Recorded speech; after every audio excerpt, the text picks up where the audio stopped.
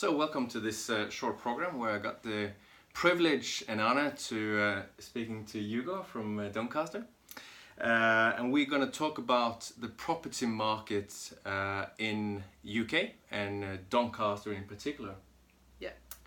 And before we're getting into the property market here in Doncaster, we got actually sitting here in Hugo's living room, Yeah. which is a story of itself that we can pop into that. Doncaster is a population of nearly 130,000 people. It's not far from Sheffield, in the middle of England.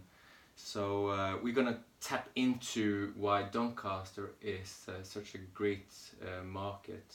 But before that, please, Hugo, tell a bit about yourself and your background.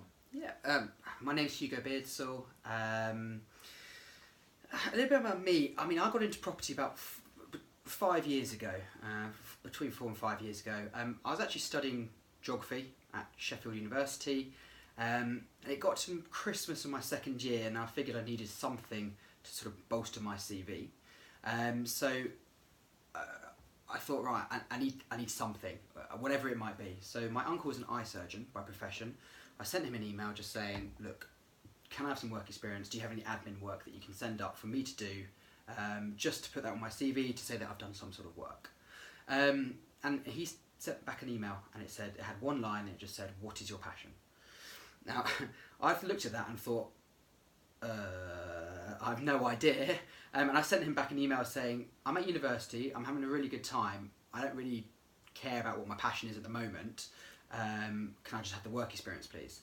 He sent me back an email saying, look, come down to London, come on a property investment course and you'll find your passion, which I thought was ridiculous for him to say, but went along with it anyway because I had 4 hours contact time a week and just thought, I've got nothing to lose. I went on a property investment course with him, absolutely loved it, and from there I was given the name and number of a guy up in Sheffield who invests. And basically I contacted Barry and I said, look, can I shadow you? He very kindly said yes, and I shadowed him for 6 months, rest of my second year really, and then basically I just said, look, how do I take this further? He suggested that I actually get some training in property investment through the Legacy programme, which is what I did. And I did that throughout my sort of final year of university. Bought my first house in Rotherham, which was a flip, in my final year of university, using my uncle, he very kindly was sort of my investor. Made a little bit of money, went down to London after graduating in 2014, became an estate agent for 2.5 years, and then just less than a year and a half ago I decided to set up what I do now, which is a sourcing agency or a buying agency, and the company's called UK Property Sourcing Agents. So I've been doing that for just under a year and a half, and absolutely love it, and it allows me to invest a lot more effectively myself as well because I'm on the ground sort of looking at properties all day every day. So I'm an international investor myself, and I'm coming from Denmark over here to the UK. And the obvious question from a lot of people would be, why go to UK? Why is that a great property market in general? And what is it with Doncaster in particular that attracts investors to come here and invest? Well, I think if you look at the UK, at the end of the day, we have quite a large population for the amount of space that we have. Our population I think is just about to hit or has just hit the 70 million mark. And the problem with the UK is that we are an island and we can't build houses fast enough, which means that there is a supply and demand issue there. Property prices are going up. People are being priced out of the market, especially down sort of southeast and London and that sort of thing. And as a result, people are obviously forced and they have to turn to renting. And because of that, it means that landlords have an opportunity because ultimately they provide a service that people need and people want. The other thing is obviously the world has become more and more global, and people are quite happy to rent nowadays. And the whole sort of in Britain we have the culture of buying is the pinnacle of your life sort of thing, and I think that's kind of changed. We've seen a bit of a shift recently in the fact that actually I'm not sure that's quite where people are at anymore. because people want to go and spend 3 years in Australia, 5 years in Denmark, wherever it might be, and then come back, and they don't want the tie of having a mortgage. So actually people are quite happy to rent, and because of that, rentals are going very, very well. I think to be perfectly honest, our government is quite liberal with rules regarding rental. Anyone can sort of own a buy-to-let property. Mortgages are quite easy to come by, but also we have interest-only mortgages, and that is a huge part of it. A lot of these buy-to-lets would not work if you had capital repayment. We'd obviously pay off part of the property every month as well as paying the interest. We have interest-only mortgages, which allows us to kind of buy properties, refinance, have lowish mortgage payments, and then move on to the next one. And I know a lot of other countries that doesn't exist. And what I found very interesting here in this area, that had a recession some years ago in the 80s with Margaret Thatcher, stopping a lot of these steel factories. Yes, yeah. And then we had a recession here. In this area, I see that there's a common theme that people want to rent instead of owning their own home. Why is that? Yeah, that I think you've hit it on the head there. I think rentals, it's almost like you split the country in half. You've obviously got what we'd call the north and what we'd call the south. And the south, London, the southeast, it is still the goal of a lot of people to own their own homes. And whether that be just a kind of a cultural difference, I think it really is. I think up sort of north, and especially in Doncaster, what we are seeing is, yes, actually people have no intention of owning their own home because they've seen recessions like Margaret Thatcher's sort of stopping the coal mining, and Doncaster was in depression. It was a depressed place with quite high unemployment, drug abuse was quite rife, and throughout the 90s, that was Doncaster, really. Doncaster's massively pulled itself back up. Sort of early 2000s, the introduction of things like Amazon and online shopping and the rest of it meant that warehouse and distribution centres have become so much more popular and needed by these huge corporations, companies. And that's where Doncaster that's what Doncaster is kind of capitalising on. You have, in Doncaster alone, 3 Amazon warehouses, DHL, Unilever, IKEA, Tesco's, huge companies with sort of global reach.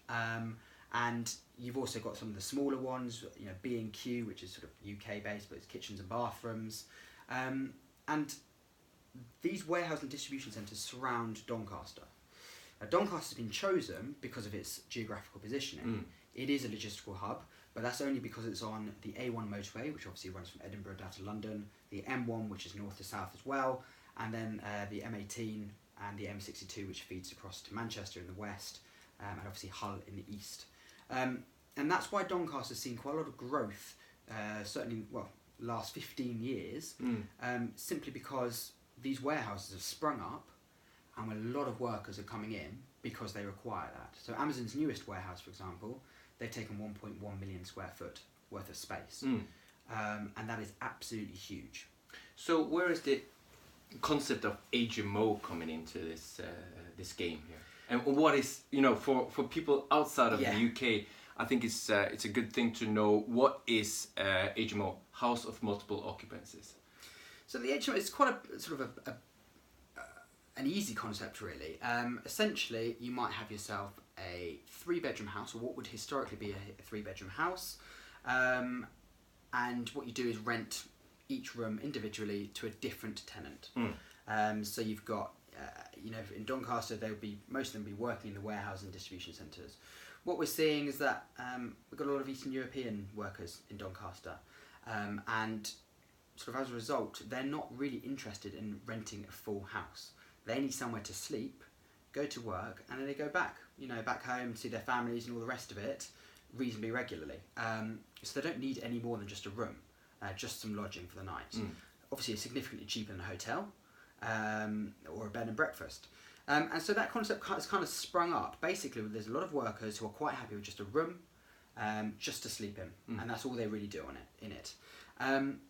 And what we see, originally I think it probably was a case of, you had a 3-bedroom house, you'd rent each individual room.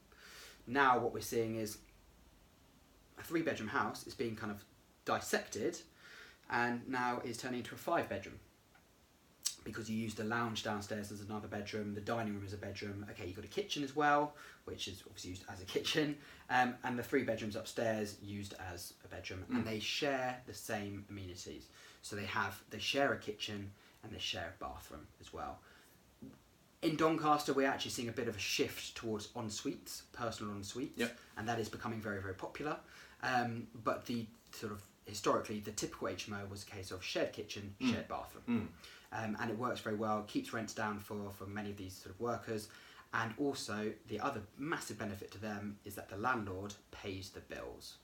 So they might be charged a certain amount per week, whether that be 80, 90, 95 pounds per week. But that is the one payment they have to remember. They don't need to remember to pay the water, the gas, the electric. That's all taken care of by the landlord. Yeah. So it makes things very easy for them. So a lot of good things, you know. The market is up and, you know, Doncaster up and coming.